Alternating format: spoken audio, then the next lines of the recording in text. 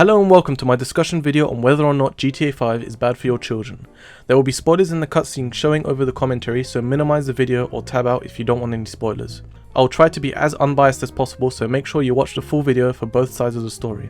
GTA 5 is a mature rated game, so it's designed around mature topics. The game's story has hardly any positive influence.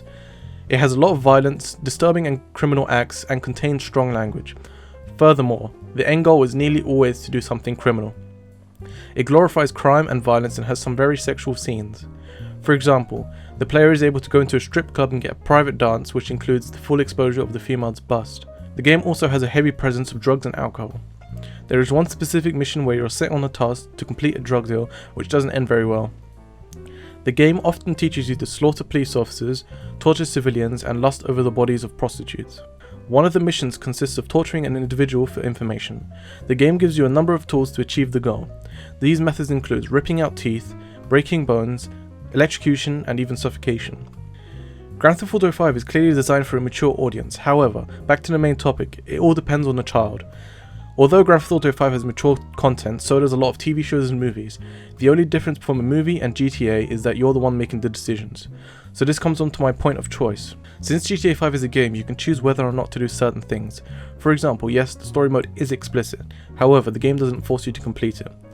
You can just run around the world doing whatever you like. Or you can play the multiplayer version, which allows you to do much more. The multiplayer version doesn't have a set story, so you can do whatever you want. There are challenges you can complete with other players in the multiplayer version which are not always explicit. For example, you can race using different vehicles from bicycles to cars to planes and everything in between. Furthermore, you can either play sports such as tennis, golf, darts, base jumping, arm wrestling, etc.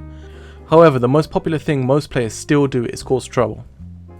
Furthermore, there is an in-game voice chat which other players use to communicate with each other. The voice chat is unregulated, so anyone could say anything to your child.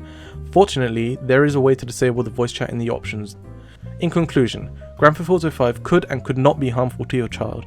It depends on the maturity of the child. Most children after a certain age know right from wrong. I played a few violent games as a child, and I don't consider myself a violent person now. Same goes for my friends. You can also restrict your child to only play in the multiplayer version of the game, which is much less explicit. I myself would not let an 8-year-old, for example, play the game, as their minds haven't fully matured enough to understand right from wrong and fiction from non-fiction. However, I would consider allowing a 12 or 13-year-old to play the game, depending on their maturity. If you think your child is mature enough, sit down and perhaps play the game with them. Explain to your child what is going on and why these things are negative or immoral. Thanks for watching, everybody. This is a discussion video, so I urge you to post your opinions in the comment section below. It will be interesting to know them.